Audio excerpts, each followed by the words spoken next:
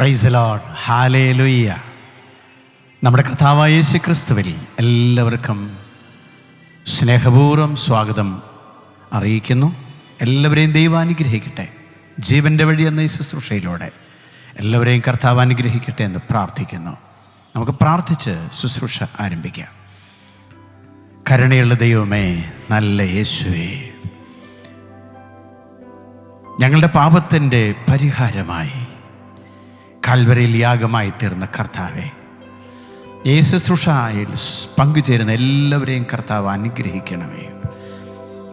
ജീവിതത്തിൻ്റെ നിലവാരം എത്ര തകർന്നടിഞ്ഞതാണെങ്കിലും കർത്താവ് ഇടപെടണമെന്ന് പ്രാർത്ഥിക്കുന്നു. ഈ ശുശ്രൂഷയിലൂടെ ഈ ശുശ്രൂഷയ്ക്ക് നിൽക്കുന്ന അടിയങ്ങളും ഞങ്ങളെ ശ്രവിക്കുന്നവരും അനുഗ്രഹിക്കപ്പെടണം. എല്ലാവരും ദൈവരാജ്യത്തിനായി ശുദ്ധീകരിക്കപ്പെടണം. ഇൻ ജീസസ് നെയിം, ആമേൻ.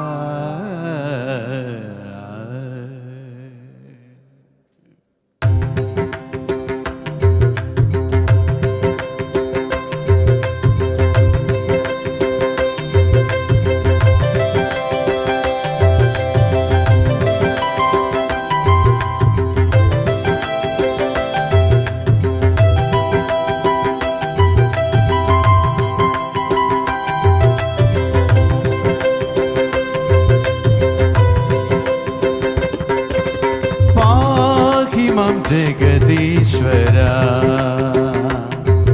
നിൻ പാദം നമിക്കുന്നു ഞാൻ. പാഹിമം ജഗദീശ്വര, നിൻ പാദം നമിക്കുന്നു ഞാൻ. പാദം നമിക്കുന്നു ഞാൻ.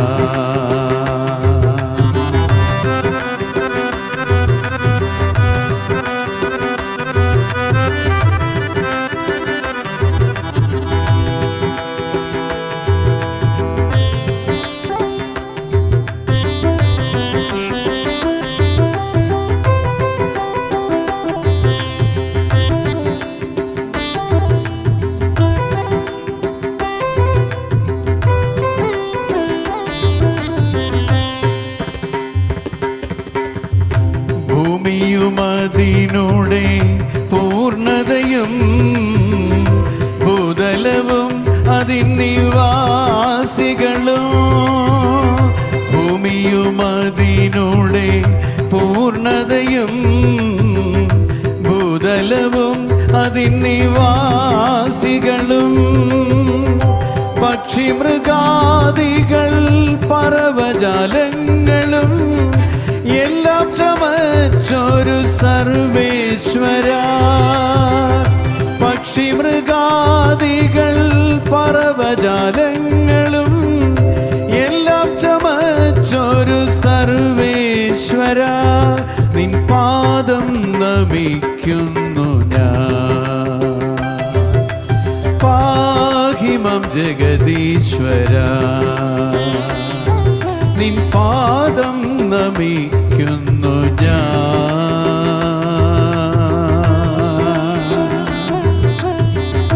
പാദം നമിക്കുന്നു ഞാൻ.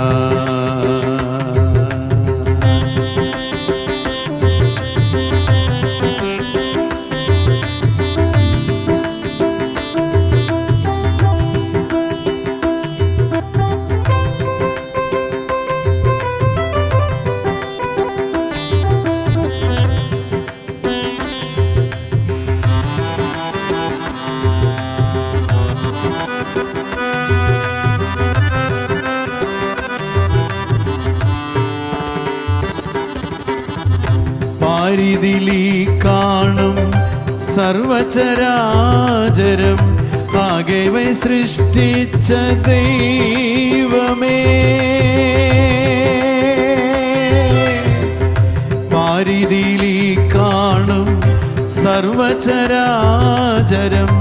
ആകെ സൃഷ്ടിച്ച ദൈവമേ, പക്ഷിയായി മടങ്ങുന്നു പാദാന്തികേ, നിത്യനാം ദൈവമേ സ്തുതി നിനക്ക്. ഭക്തിയായി വണങ്ങുന്നു പാദാന്തികേ, നിത്യനാം ദൈവമേ സ്തുതി നിനക്ക്. നിൻ പാദം നമിക്കുന്നു ഞാൻ. പാഹിമം ജഗദീശ്വര, നിൻ പാദം നമിക്കുന്നു ഞാൻ. പാഹിമം ജഗദീശ്വര, നിൻ പാദം നമിക്കുന്നു ഞാൻ.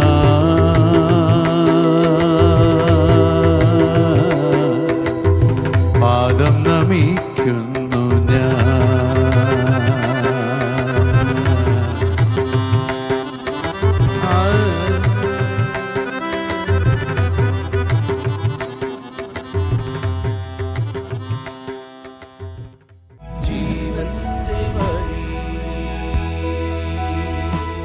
ദൈവതിരുനാമത്തിന് മഹത്വം ഉണ്ടാകട്ടെ.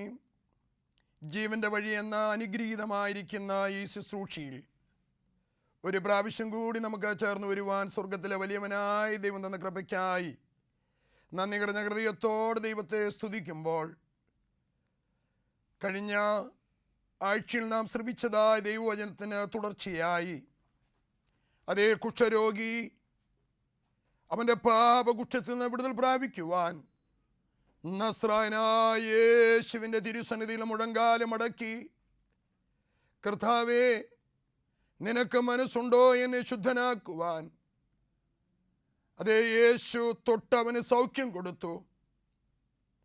നാം ചിന്തിച്ചു, ദൈവമക്കളെ കഴിഞ്ഞയാഴ്ച ചിന്തയിൽ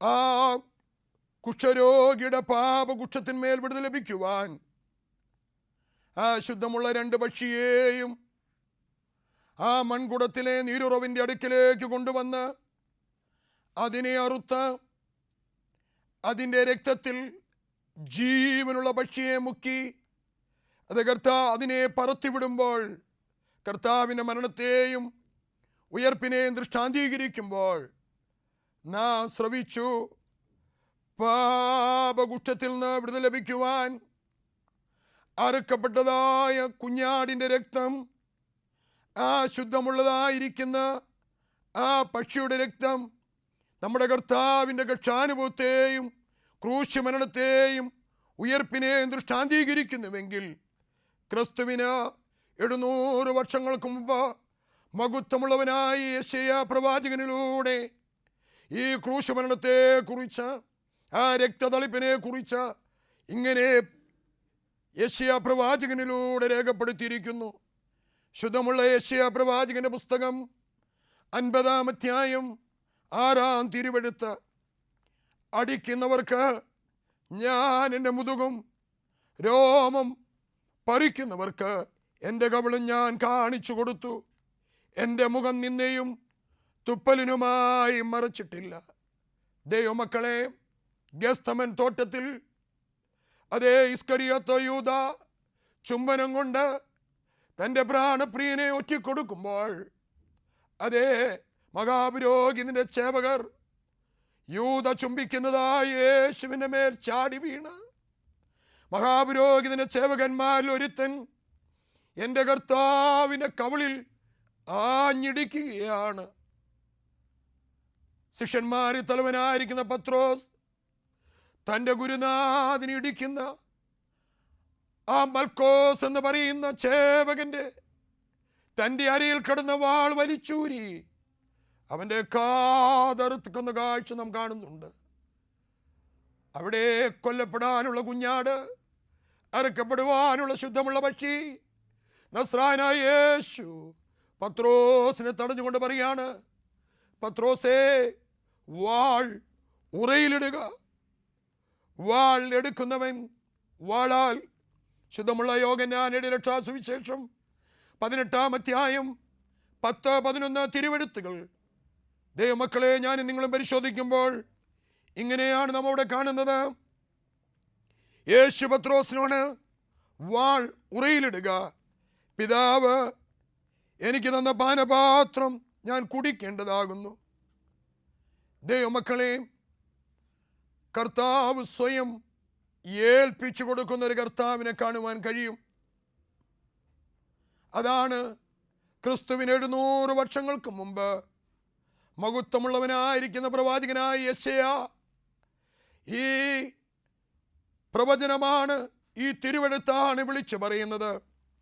അടിക്കുന്നവർക്ക് എൻ്റെ മുതുകും രോമം പറിക്കുന്നവർക്ക് എൻ്റെ കവിളും കാണിച്ചു കൊടുത്തു. എൻ്റെ മുഖം നിന്ദയ്ക്കും തുപ്പലിനുമായി മറച്ചിട്ടില്ല. അവർ അവനെ പിടിച്ചു ബന്ധിച്ചു. നമുക്കറിയാം, ഉണക്ക ചുള്ളികളായിരിക്കുന്ന യഹൂദന്മാർ ദഹിപ്പിക്കുന്ന അഗ്നിയായിരിക്കുന്ന അഖിലാണ്ടത്തിൻ്റെ ഉടവനായ നസ്രായനായ യേശുവിനെ പിടിച്ച് ബന്ധിക്കുന്നു. കന്നാന്റെയും കയ്യപ്പാവിൻ്റെയും മതകോടതിയിൽ എൻ്റെ കർത്താവ് രോമം കത്രിക്കുന്നതിന് മുമ്പിൽ ഒരു കുഞ്ഞാടിനെ പോലെ ഊമനായി നിൽക്കുന്ന കാഴ്ച നാം കാണുന്നുണ്ട്. ചിലർ അവൻ്റെ മുഖത്ത് കാർക്കിച്ചു തുപ്പുന്നുണ്ട്. പത്രോസേ, നിന്റെ ഗുരുനാഥൻ്റെ മുഖത്ത്, അതേ മഹാപുരോഹിതന്റെ സേവകനായ മൽക്കിയോസേ, നീ മുട്ടി ചുരുട്ടി ഇടിച്ചപ്പോൾ മാനുഷികമായ ആ ക്ഷിപ്രമായിരിക്കുന്ന പ്രതികരണമായിരുന്നു തൻ്റെ വാൾ ഊരി സേവകന്റെ കാത് അറുത്തത്. ഇവിടെ എനിക്കും നിങ്ങൾക്കും വലിയൊരു മാതൃക എൻ്റെ കർത്താവ് കാണിച്ചു തരികയാണ്. ദൈവമക്കളെ, അവൻ കുനിഞ്ഞ് വെട്ടേറ്റ് പിടഞ്ഞു കിടക്കുന്ന ആ ചെവി അത് എടുത്ത് ആ പടയാളിയുടെ യഥാസ്ഥാനത്ത് അതേ വെച്ച് അവന് സൗഖ്യം കൊടുക്കുന്ന ഒരു കർത്താവിനെ എന്തിനാണ് അവൻ അടിയേറ്റത്? എന്തിനാണ് എൻ്റെ കർത്താവ് മുഖത്ത് തുപ്പലേറ്റത്? കുഞ്ഞേ, കന്നാനും കയ്യാപ്പാവിനും അവൻ്റെ കുറ്റം കണ്ടെത്തുവാൻ തെളിയിക്കുവാൻ കഴിഞ്ഞില്ല. തുടർന്ന് പീലാത്തോസിൻ്റെ കൊട്ടാരത്തിലേക്ക് പോത്തോറിൽ മണ്ഡപത്തിൽ നിന്നുകൊണ്ട് തിരിച്ചും മറിച്ചും ചോദ്യം ചെയ്യുന്ന പീലാത്തോസ്, അവൻ്റെ ഭാര്യ പറയുന്നുണ്ട്, ഈ നീതിമാന്റെ രക്തത്തിൽ നീ കൈകെടുത്തരുത്. ഇന്നലെ രാത്രി എനിക്കൊരുപോലെ കണ്ണുപോലും ഉറങ്ങുവാൻ കഴിയുന്നില്ല. പീലാത്തോസ് ഭയവികലനായി നമുക്ക് കാണുവാൻ കഴിയുന്നുണ്ട്. വീണ്ടും പീലാത്തോസ് ഹെറോദോസിൻ്റെ അടുക്കലേക്ക്, ആ നാളിലെ രാജാവായിരിക്കുന്ന ഹെറോദോസിൻ്റെ അടുക്കൽ യേശുവിനെ അയക്കുന്നു. ഹെറോദോസിനും ഒരു കുറ്റവും കാണുവാൻ തെളിയിക്കുവാൻ കഴിയുന്നില്ല. എന്തിനാണ് കുഞ്ഞെ? നാം ആ മുഖചിന്തയിൽ വായിച്ചില്ലേ? കുഷ്ഠം പിടിച്ച, പാപകുഷ്ഠം പിടിച്ച ആ വ്യക്തി നസ്രായനായ യേശുവിന് മുമ്പിൽ നെടുമ്പാട് വീണിട്ട് യേശുവിൻ്റെ പൊന്നുമുഖത്ത് നോക്കി ചോദിച്ച ചോദ്യമാണ്, കർത്താവേ, നിനക്ക് മനസ്സുണ്ടോ എന്നെ ശുദ്ധനാക്കുവാൻ?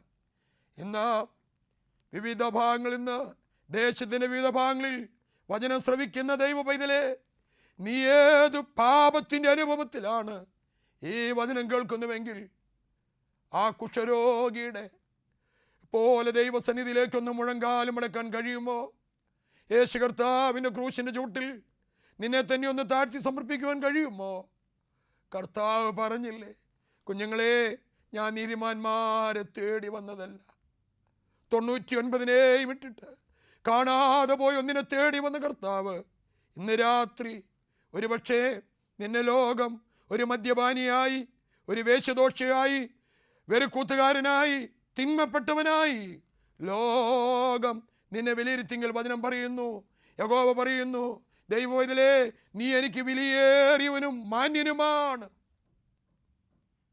1 കൊരിന്ത്യർ 3:16, നിങ്ങൾ ദൈവത്തിൻ്റെ മന്ദിരങ്ങളാണ്, ദൈവത്തിൻ്റെ ആത്മാവ് നിങ്ങളിൽ വസിക്കുന്നു. ഉൽപ്പത്തി പുസ്തകം 1-ാം അധ്യായം 27-ാം തിരുവെഴുത്തിൽ യഹോവയായ ദൈവം ഇങ്ങനെ കൽപ്പിക്കുന്നു, സ്വർഗീയ സുന്നകദോസ് അനന്തരം യഹോവ നമ്മുടെ സ്വരൂപത്തിലും നമ്മുടെ സാദൃശ്യത്തിലും നമ്മുടെ ഛായയിലും മനുഷ്യനെ ഉണ്ടാക്കാമെന്ന് കൽപ്പിച്ചു. ഉൽപ്പത്തി പുസ്തകം 2-ാം അധ്യായം 8-ാമത്തെ തിരുവെഴുത്തിൽ നിലത്ത് പൊടി കൊണ്ട് യഹോവയായ ദൈവം ഒരു കുശവനെ പോലെ ഈ മൺകൂടാരത്തെ മെനഞ്ഞുണ്ടാക്കി. അവൻ്റെ ജീവൻ്റെ ശ്വാസമാണ് എനിക്കും നിനക്കും വേണ്ടി അവൻ പകർന്നു നൽകിയത്. മനുഷ്യൻ ജീവനുള്ള ദേഹിയായി തീർന്നു. ഇന്ന് ജാതിയുടെയും മതത്തിൻ്റെയും വർണ്ണത്തിൻ്റെയും ലിംഗത്തിൻ്റെയും ഭാഷയുടെയും പേരിൽ പരസ്പരം ദൈവജനം പോരടിക്കുന്ന ഒരു കാലഘട്ടത്തിൻ്റെ മധ്യേ ഈ ദൈവത്തിൻ്റെ വിശുദ്ധ ഏവങ്കേലിയോൻ വിളിച്ചു പറയുന്നു, ദൈവത്തിന് മുഖപക്ഷമില്ല. ഏതു ജാതിയിലും ഏതു ഗോത്രത്തിലും ഏത് ഭാഷയിലും അവനെ കൈക്കൊള്ളുന്നവന് ദൈവ മകനും മകളുമാകുവാൻ അവൻ ഭാഗ്യം കൊടുത്തിരിക്കുന്നു. ഏതൊരു കാലഘട്ടത്തേക്കായാലും ഇന്ന് ജാതിയുടെയും മതത്തിൻ്റെയും വർണ്ണത്തിൻ്റെയും ലിംഗത്തിൻ്റെയും ഭാഷയുടെയും പേരിൽ മനുഷ്യൻ ചിത്രിക്കുമ്പോൾ ഓർക്കുക, ഞാനും നീയും ദൈവത്തിൻ്റെ മനോഹരമായ സൃഷ്ടിയാണ്. നിർഭാഗ്യമെന്ന് പറയട്ടെ, മനുഷ്യൻ അറിഞ്ഞും അറിയാതെയും ദൈവ സൃഷ്ടിയായ മനുഷ്യൻ ഇന്ന് പാപത്തെ പച്ചവെള്ളം പോലെ ഊറ്റി കുടിച്ച് ഈ ലോകത്തിന് അനുരൂപമായി സാത്താൻ ഒരുക്കിയ പാപത്തിൻ്റെ ഗണികളിൽപ്പെട്ട് ഇന്ന് ദൈവരൂപം വിരൂപമായിരിക്കുകയാണ്. ഇന്ന് പാപകുഷ്ഠം അനേകരെ കാർന്ന് തിന്ന് ഒരസ്ഥി പഞ്ചരമായിരിക്കുന്ന അനുഭവത്തിലല്ലേ നാം ആയിരിക്കുന്നത്. ഭാര്യയും കുഞ്ഞുങ്ങളും പറഞ്ഞു, ഇങ്ങനെ ഒരു അപ്പനെ എനിക്ക് വേണ്ട. ഇങ്ങനെ മദ്യപാനിയായ ഒരു പിതാവിൻ്റെ മകനും മകളുമായി ജനിച്ചത് എനിക്ക് അപമാനമാണ്. ഭാര്യ പറയുന്നു, ഇങ്ങനെ മദ്യപാനിയായൊരു ഭർത്താവിന് എനിക്ക് ലഭിച്ചത് കൊണ്ട് ഈ മനുഷ്യൻ നഷ്ടപ്പെട്ടാലും എനിക്ക് ഭാരമില്ല. സമൂഹം നിന്നെ ഒരു മദ്യപാനിയായി മുദ്ര കുത്തിയിരിക്കാം. ഇന്ന് നിനക്കാർക്കും കൊള്ളരുതാത്തവനായിരിക്കാം. എന്നാൽ ഇന്ന് രാത്രി വചനം കേൾക്കുന്ന ദൈവവൈതലേ, യേശു പറയുന്നു, മോനെ മോളെ, ഞാൻ നീതിമാന്മാരെ തേടിയല്ല വന്നത്, ഞാൻ പാപിയെ തേടി വന്ന കർത്താവ്. വചനം പറയുന്നു, നിന്റെ പാപം എത്ര കടും ചുമപ്പെങ്കിലും ഹിമം പോലെ വെളുപ്പിക്കും. 1 യോഹന്നാൻ 1:7. അവൻ്റെ പുത്രനായ യേശുവിൻ്റെ രക്തം സകല പാപവും പോക്കി നമ്മെ ശുദ്ധീകരിക്കും. റോമാലേഖനം 6-ാം അധ്യായം പറയുന്നു, ഏക മനുഷ്യനാൽ പാപവും പാപത്താൽ മരണവും ലോകത്തിലേക്ക് കടന്നു വന്നു. എന്നാൽ ഏകൻ്റെ അനുസരണക്കേട് മുഖേന ആദാമ്യ സന്തതി പരമ്പര മുഴുവനും സാത്താൻ്റെ കാൽ കീഴായെങ്കിൽ ഏകൻ്റെ അനുസരണം മൂലം അതേ സ്വർഗത്തിലെ ദൈവം തൻ്റെ ഏകജാതനായ പുത്രനിൽ വിശ്വസിക്കുന്ന ഒരു വ്യക്തി ജീവിതം പോലും നശിച്ചു പോകാതെ നിത്യജീവൻ പ്രാപിപ്പാൻ ദൈവം തൻ്റെ മകനെ ലോകത്തിലേക്ക് അയച്ചിരിക്കുകയാണ്. നാം ശ്രമിക്കുന്ന ചിന്താവിഷയത്തോട് ചേർന്ന് അതേ അടിക്കുന്നവർക്ക് തൻ്റെ മുതുകും, ആമേൻ, രോമം പറിക്കുന്നവർക്ക് എൻ്റെ പ്രാണപ്രിയൻ തൻ്റെ മുഖം അവരുടെ മുമ്പിലേക്ക് സമർപ്പിക്കുകയാണ്. 3-ാമത്തെ ചിന്തയിലേക്ക് നാം പരിശോധിക്കുമ്പോൾ ദൈവമക്കളെ, ശുദ്ധമുള്ള മത്തായി എഴുതിയ രക്ഷാസുവിശേഷം 27-ാം അധ്യായം അതിൻ്റെ 29-30 തിരുവെഴുത്തുകൾ പരിശോധിക്കുമ്പോൾ ആ കാൽവരിയിലെ പീഡാനവും ഇങ്ങനെയാണ് കാണുന്നത്. അവൻ്റെ വസ്ത്രം അഴിച്ചു, ഒരു ചുമന്ന മേലങ്കി അവനെ ധരിപ്പിച്ചു, മുള്ളുകൊണ്ടൊരു കിരീടം അവനെ ധരിപ്പിച്ച് മുള്ളുകൊണ്ടുള്ള കിരീടം മെടഞ്ഞ് അവൻ്റെ തലയിൽ വെച്ചു, വലത് കൈയിൽ ഒരു കോലും കൊടുത്തു. ചിന്തിച്ചു നോക്കിക്കേ, ഒരു തെറ്റും ചെയ്യാത്ത പ്രാണപ്രിയൻ്റെ ആ ശിരസിന്മേൽ അങ്കുര എന്ന് പറയുന്ന വിഷമുൾ ചെടിയുടെ മുൾക്കിരീടം ആമേൻ മെടഞ്ഞു വെച്ചിട്ട് നാം കാണുന്നു, വലിയ കോൽ കൊണ്ട് അവൻ്റെ തലയിലേക്ക് പ്രകരിക്കുമ്പോൾ ആ മുള്ളുകൾ, ചരിത്രം ഇങ്ങനെ പറയുന്നു, എൻ്റെ കർത്താവിൻ്റെ ഒരു കണ്ണുകൂടി പുറത്തേക്ക് തള്ളപ്പെട്ട രീതിയിൽ യെശയ്യാ ക്രിസ്തുവിന് 700 വർഷം മുമ്പ് പ്രവചിച്ച 53-ാം അധ്യായത്തിൽ പറയുന്ന പോലെ അവനെ കണ്ടാൽ കോമളത്വമില്ല, അവനെ കണ്ടാൽ രൂപഗുണമില്ല, കാണുന്നവരൊക്കെയും തല മറച്ചു കടന്നു പോകുന്ന ആ പട്ടണത്തിന് വെളിമ്പ്രദേശത്ത് ആ കാൽവരി ക്രൂശിന്മേൽ എൻ്റെ പ്രാണപ്രിയൻ അതാ ഒരു കാണുവാൻ കോമളത്വമില്ലാത്തവനായി ഭീകരരൂപിയായി ഒരു മനുഷ്യ പേക്കൂലമായി തൂങ്ങിക്കിടക്കുന്നു. ഇന്ന് നീ ഏത് പാപകുറ്റത്തിൻ്റെ അനുഭവത്തിലാണ് ഈ വചനം കേൾക്കുന്നത്? കുഞ്ഞേ, നിന്റെ മേൽ തളിച്ച് നിന്നെ ശുദ്ധീകരിപ്പാൻ എൻ്റെ കർത്താവ് തൻ്റെ ശിരസ്സും അവൻ്റെ ശരീരവും അവൻ്റെ ആ മുൾക്കിരീടം അടിച്ചെടുക്കുവാൻ അവനെ തന്നെ സ്വയം താഴ്ത്തി കൊടുക്കുകയാണ്.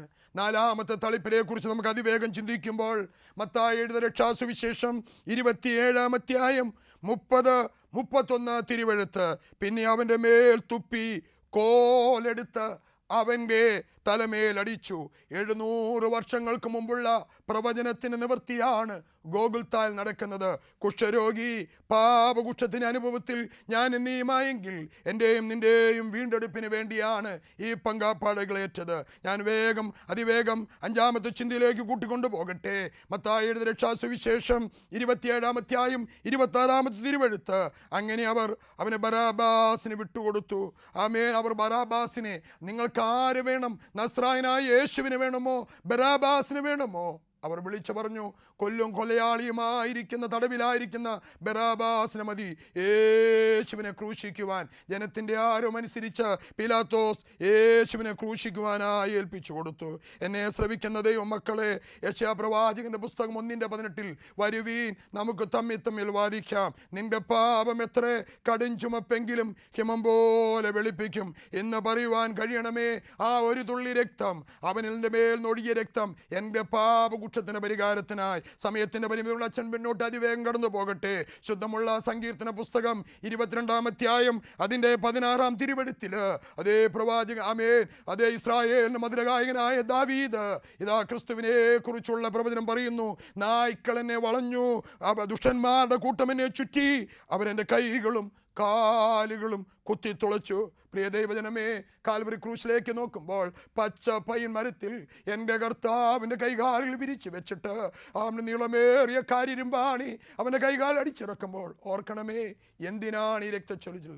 കുഷ്ഠരോഗി, നിനക്ക് പാളയത്തിനകത്ത് വരണമെങ്കിൽ നിന്റെ മേൽ 7 പ്രാവശ്യം എൻ്റെ കർത്താവിൻ്റെ രക്തം, ശുദ്ധമുള്ള പക്ഷിയുടെ രക്തം, കുരുടറക്കപ്പെട്ട കുഞ്ഞാടിൻ്റെ രക്തം തളിക്കപ്പെടേണ്ടതായിട്ടുണ്ട്. ഇന്ന് നീ ഏത് പാപാവസ്ഥയിലാണ് ഈ വചനം കേൾക്കുന്നുവെങ്കിൽ ദൈവജനമേ, അതേ ആ കർത്താവിൻ്റെ ക്രൂശിലേക്ക് വരാം. 7-ാമത്തെ ചിന്ത, പാളയത്തിനകത്ത് കുഷ്ഠരോഗി പ്രവേശിക്കണമെങ്കിൽ 7 പ്രാവശ്യമുള്ള തളിപ്പിൻ്റെ ഒടുവിലായിട്ട് ആ വേദഭാഗം കൂടി ചിന്തിച്ചച്ഛൻ ഈ ശുശ്രൂഷ വിരമിക്കുവാൻ ആഗ്രഹിക്കുകയാണ്. ശുദ്ധമുള്ള യോഹന്നാൻ എഴുതിയ രക്ഷാസുവിശേഷം 19-ാം അധ്യായം അതിന് 34-ാമത്തെ തിരുവെഴുത്ത്, അതേ പച്ച പൈൻ മരത്തിൽ കാരിരുമ്പാണി അടിച്ചിറക്കപ്പെട്ട് അതേ ക്രൂശിന്മേൽ അർത്ഥപ്രാണനായി കിടക്കുന്ന ആ യേശുവിൻ്റെ നടുവിലേക്ക് ഇതേ ലോഗിനോസ് എന്ന് പറയുന്ന പടയാളി യേശു മരിച്ചോ എന്നറിയുവാൻ അവൻ്റെ കൂർത്ത കുന്തം എൻ്റെ യേശു കർത്താവിൻ്റെ ചങ്കിലേക്ക് കുത്തിയിറക്കുകയാണ്. നാം ഇങ്ങനെയാണ് വായിച്ചു കേൾക്കുന്നത്. യോഹന്നാൻ 19:34, എങ്കിലും പടയാളിൽ ഒരുത്തൻ കുന്തം കൊണ്ട് അവൻ്റെ വിലാപ്പുറത്ത് കുത്തി, ഉടനെ വെള്ളവും രക്തവും പുറപ്പെട്ടു. രക്തവും വെള്ളവും പുറപ്പെട്ടു. ഒരു മനുഷ്യ ജീവിതത്തിൽ അവൻ്റെ രക്തം ഒഴുകിക്കഴിഞ്ഞ് അവസാനത്തെ തുള്ളി രക്തം വരെ ഊറ്റിയിട്ട് ഇതാ വെള്ളത്തുള്ളികൾ ഒഴുകിക്കൊണ്ടിരിക്കുകയാണ്. എന്തിനാണ് ഒരു തെറ്റും ചെയ്യാത്ത എൻ്റെ കർത്താവ് ഈ ക്രൂശിന്മേൽ കിടന്ന് പിടഞ്ഞ് ആ ചങ്കു കുത്തിപ്പിളർന്ന് രക്തമൂറ്റി തന്നത്? ദൈവമക്കളെ, ധ്യാനിക്കുന്ന ആത്മാവേ, നമുക്കൊരു നിമിഷം ആ ക്രൂശിൻ്റെ സന്നിധിയിലേക്ക് വരാം. കർത്താവിനോട് അവനാണ് ചോദിച്ചത്, കുഷ്ഠരോഗിയാ ചോദിച്ചത്, കർത്താവേ നിനക്ക് മനസ്സുണ്ടോ എന്നെ സൗഖ്യമാക്കുവാൻ? ഇന്ന് വചനം ശ്രവിക്കുന്ന ദൈവമക്കളെ, നീ ഏത് പാപകുറ്റത്തിൻ്റെ അനുഭവത്തിൽ നിന്നാണ് ഇന്ന് രാത്രി, ഏത് ശാപത്തിൻ്റെ അനുഭവത്തിലാണ് ഈ വചനം കേൾക്കുന്നെങ്കിൽ നമുക്കൊരു നിമിഷം നമ്മുടെ കർത്താവായ യേശു കർത്താവിൻ്റെ ക്രൂശിൻ്റെ ചുവട്ടിലേക്ക് നമ്മുടെ ശിരസ്സുകളെ നമുക്കൊന്ന് നമിക്കാം, നമ്മുടെ കണ്ണുകളെ അടയ്ക്കാം. കുഞ്ഞെ, നീ രോഗത്താൽ ഭാരപ്പെടുന്നുണ്ടോ? വൈദ്യശാസ്ത്രം നിന്നെ കൈവിട്ടോ? അതേ ഡോക്ടർമാർ നിന്നെ ഉപേക്ഷാപത്രമാക്കി വിട്ടിട്ടുണ്ടോ? എന്നാൽ ഇന്ന് രാത്രി അനേക ദൈവമക്കൾക്ക് കർത്താവ് കൊടുക്കുന്ന വിടുതലിനായി അച്ഛൻ ദൈവത്തെ നന്ദിയോടെ സ്തുതിക്കുക. ഇന്ന് നീ വിശ്വാസത്തോടെ ആ കർത്താവിൻ്റെ ക്രൂശിൻ്റെ ചുവട്ടിൽ ആ കുഷ്ഠരോഗി മുഴങ്കാലം മടക്കിയതുപോലെ ഒന്ന് മുഴങ്കാലം മടക്കി യേശുവിൻ്റെ പൊന്നുമുഖത്തേക്ക് നോക്കിക്കേ. നാം വായിച്ച് കേട്ടില്ലേ, യെശയ്യാ പറയുന്നു 53, അവനെ കണ്ടാൽ രൂപഗുണമില്ല കുഞ്ഞേ, അവനെ കണ്ടാൽ കോമളത്വമില്ല ദൈവവൈതലേ, ആ മുഖത്ത് സൂക്ഷിച്ച് നോക്കിയാൽ കാർക്കിച്ച തുപ്പൽ ഉണങ്ങിപ്പിടിച്ചിരിപ്പുണ്ട്. ഒരു തെറ്റും ചെയ്യാത്ത എൻ്റെ കർത്താവിൻ്റെ ആ മുഖത്തെന്തിനാണ് ആ തുപ്പൽ വീണത്?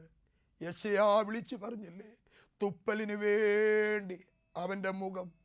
ആമേൻ. അതേ ദാവീദ് പറഞ്ഞില്ലേ, ഒഴുകുചാലു പോലെ എൻ്റെ കർത്താവിൻ്റെ തിരുമേനി. പച്ച പൈൻമരത്തിൽ അവന് കാരിരുമ്പാണി അടിച്ചിറക്കപ്പെട്ട് എൻ്റെ യേശുവിൻ്റെ കൈകളിലും കാലുകളിലും ആണി ഇറച്ചിരിക്കുന്നു. ലോകിനോസേ, നീ ഈർഷ്യയോടെ വിദ്വേഷത്തോടെ പകയോടെയാണ് നീ കുത്തിയത്. എൻ്റെ യേശു മരിച്ചോ എന്നറിയാനാ നീ കുത്തിയത്. ആ കൂർത്ത കുന്തം അവൻ വലിച്ചുരുകയാണ്. നാം അവിടെ ഇങ്ങനെ മനോഹരമായൊരു കാഴ്ച കാണുന്നുണ്ട്. ഒരു തുണ്ട്, ആമേൻ, മാംസ കഷ്ണവും രക്തത്തുള്ളിയും അന്ധത പിടിച്ച ഒറ്റക്കണ്ണൻ പടയാളിയുടെ അന്ധത പിടിച്ച കണ്ണിലേക്ക് ആ രക്തം ഇറ്റിറ്റ് വീണപ്പോൾ, രക്തം ചീറ്റിത്തെറിച്ചപ്പോൾ ആ കണ്ണിന് കാഴ്ച ലഭിച്ചു. അവൻ കണ്ണ് തുറന്നിട്ട് വിളിച്ചു പറയുകയാണ്, ഇതാ സാക്ഷാൽ ദൈവപുത്രൻ. ക്രൂശിൽ വിദ്വേഷത്തോടെ കുത്തിയവനും കണ്ണിന് കാഴ്ച കൊടുത്തു. ഇന്ന് നീ ഏത് പാപ കുഷ്ഠത്തിൻ്റെ അനുഭവത്തിലാണ് കടന്നു വന്നിരിക്കുന്നത്? കുഞ്ഞെ ഒന്ന് സമർപ്പിച്ചു കൊടുക്കുമോ? നിന്നെ അലട്ടുന്ന രോഗമുണ്ടോ? നീ കർത്താവിൻ്റെ ക്രൂശിനുള്ള ഒരു തുള്ളി രക്തം കർത്താവിനോട് പറഞ്ഞ്, യേശുവേ, ഒരു തുള്ളി രക്തം എൻ്റെ ഉച്ചി തൊട്ടുള്ളങ്കാല് വരെയും ഒഴുകണമേ. വചനം കേൾക്കുന്ന ഭവനങ്ങളുടെ മേൽ, വ്യക്തി ജീവിതങ്ങൾ, രോഗികളുടെ മേൽ യേശുവിൻ്റെ കരം വെക്കണമേ. മക്കളില്ലാതെ ചില ബന്ധനങ്ങൾ കിടക്കുന്നവരെ ഇന്ന് രാത്രി യേശു ബന്ധനം അഴിക്കട്ടെ, തലമുറകളെ നൽകി അനുഗ്രഹിക്കട്ടെ. ചില കുഞ്ഞുങ്ങൾ ജോലി സാധ്യതയ്ക്ക് വേണ്ടി അയ്യം വിളിച്ച് കരയുന്നുണ്ട്. ഇന്ന് രാത്രി യേശുവിൻ്റെ രക്തം അവരുടെ ബന്ധനങ്ങളും തടസ്സങ്ങളും നീങ്ങട്ടെ. അവർ അനുഗ്രഹമായി എൻ്റെ ദൈവം അത്ഭുതം പ്രവചിക്കുവാൻ ചില വ്യക്തികൾ, ആ കുഷ്ഠരോഗി, അതേ 7 പ്രാവശ്യം അവൻ്റെ മേൽ ആ രക്തം തളിക്കപ്പെട്ടപ്പോൾ, ശുദ്ധമുള്ള പക്ഷിയുടെ, അറുക്കപ്പെട്ട പക്ഷിയുടെ രക്തം പുരോഹിതന്റെ കരങ്ങളാൽ തളിക്കപ്പെട്ടപ്പോൾ, അതേ ലോകത്തോട് വിളിച്ചു പറഞ്ഞു, ഇതാ കുഷ്ഠരോഗം മാറി. അവിടെ ഒരു അത്ഭുതം നടക്കുന്നുണ്ട്. അന്ന് വരെയും അന്യമായിരിക്കുന്ന ദൈവത്തിൻ്റെ പാളയത്തിനകത്തേക്ക് അവന് സധൈര്യമായി കടന്നു ചെല്ലുവാൻ കഴിയുമെങ്കിൽ ഇന്ന് രാത്രി നിന്നെ ശുദ്ധീകരിക്കുന്ന കർത്താവ് അവിടെ വന്നിട്ടുണ്ട്. യേശുവേ, ഒരു തുള്ളി രക്തം ഈ കുഞ്ഞുങ്ങളുടെ മേൽ ഒഴുകണമേ. രോഗികൾക്ക് സൗഖ്യം കൊടുക്കണമേ. നീ കൊടുത്ത വിടുതലിനായി സ്തോത്രം. വ്യാപരിച്ച ദൈവകൃപയ്ക്ക് സ്തോത്രം. യേശു ശുശ്രൂഷ ഏറ്റെടുത്തതിനായി സ്തോത്രം. മഹത്വം അറുക്കപ്പെട്ട കുഞ്ഞാടിന് യേശു ക്രിസ്തു മകൻ ഞങ്ങൾ താഴ്മയായി ചോദിക്കുമ്പോൾ കൃപയോടെ കേട്ട് ഏഴകളെ അനുഗ്രഹിക്കുമാറാകണമേ.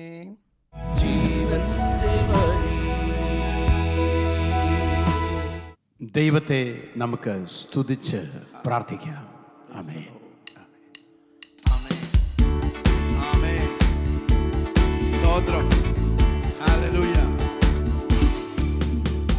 സ്തുതിപ്പിൻ സ്തുതിപ്പിൻ എന്നും സ്തുതിച്ചിടുവിൻ യേശു രാജാധിരാജാവിനെ. ഈ പാതലത്തിൽ സൃഷ്ടികർത്തനവൻ എൻ്റെ ഉള്ളത്തിൽ വന്നതിനാ. ഈ പാർത്തലത്തിൽ സൃഷ്ടികർത്തനവൻ എൻ്റെ ഉള്ളത്തിൽ വന്നതിനാ. ആനന്ദമേ, പരമാനന്ദമേ, ഇത് സ്വർഗീയ സന്തോഷമേ. ആനന്ദമേ, പരമാനന്ദമേ, ഇത് സ്വർഗീയ സന്തോഷമേ. ഈ പാതലത്തിൽ സൃഷ്ടികർത്തനവൻ എൻ്റെ ഉള്ളത്തിൽ വന്നതിനാ. ഈ പാതലത്തിൽ സൃഷ്ടികർത്തനവൻ എൻ്റെ ഉള്ളത്തിൽ വന്നതിനാ. അവൻ വരും നാളിൽ എൻ്റെ കരം പിടിച്ചു തൻ്റെ മാർവോടണച്ചിടുമേ. അവൻ വരും നാളിൽ എൻ്റെ കരം പിടിച്ചു തൻ്റെ മാർവോടണച്ചിടുമേ. ആ സമൂഹമതിൽ അന്നു കർത്തനുമായി സുഘോഷിക്കും സന്തോഷത്താൽ. ആ സമൂഹമതിൽ അന്നു കർത്തനുമായി സുഘോഷിക്കും സന്തോഷത്താൽ. ആനന്ദമേ, പരമാനന്ദമേ, ഇത് സ്വർഗീയ സന്തോഷമേ.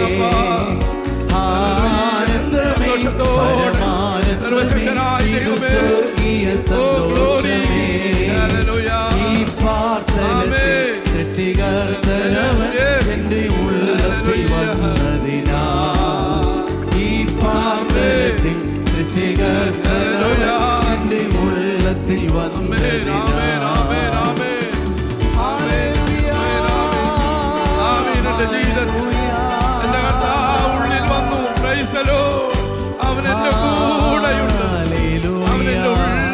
സ്തുതിക്കാം അവനെ, സ്തോത്രം. ആമേൻ, ഹല്ലേലൂയ. യേശുവേ, യേശുവേ, ഹല്ലേലൂയ, ഹല്ലേലൂയ. ത്രിയേക ദൈവത്തിന് സ്തുതി, മഹത്വം. Hallelujah, hallelujah, hallelujah, hallelujah, hallelujah. അപ്പാ നന്ദി അപ്പച്ചാ, നന്ദി അപ്പച്ചാ, നന്ദി അപ്പച്ചാ. ഞങ്ങളുടെ ഉള്ളത്തിൽ വന്നതിനായി, ഞങ്ങളുടെ ഉള്ളത്തിൽ വന്നതിനായി ഞങ്ങൾ നന്ദി പറയുന്നു. ഞങ്ങളെ വഴി നടത്തണം, ഞങ്ങളെ മുന്നോട്ട് നയിക്കുവാൻ ജയകരമായൊരു ജീവിതത്തിന് നീ ഞങ്ങളെ ഉള്ളത്തിൽ ജീവിതത്തിൽ ഉള്ളതിനായി സ്തോത്രം. Hallelujah, hallelujah, hallelujah, hallelujah.